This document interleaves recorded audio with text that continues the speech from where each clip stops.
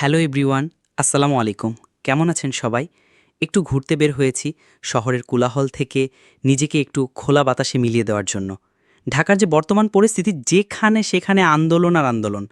যে যেভাবে পারে আন্দোলন শুরু করে দেয়। দেশটা মনে তার মামা খালুর।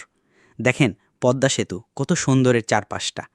আর এই সুন্দর যখন আমরা পদ্মা সেতুর উঠি, ভাই বিশ্বাস করবেন না, একটা আলাদা ফিলিংস কাজ করে আমাদের জন্য যারা আমরা দক্ষিণ অঞ্চলে বসবাস করি।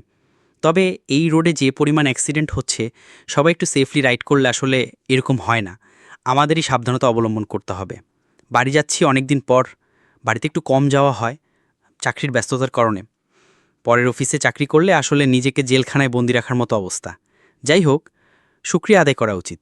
আমি মূলত ব্লগ করি না, এমনি ভিডিও বানাই, ভালো লাগে। তাই আমাকে একটু সাপোর্ট করিয়েন আপনারা।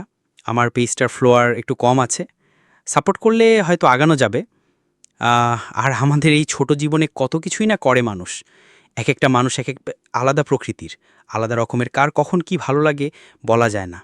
আর যার যেটা ভালো লাগে সেটাই করা উচিত। হয়তো সময়ের কারণে হয়ে ওঠে না। কিছুদিন আগে একটা লোকের সাথে দেখা হয়েছিল।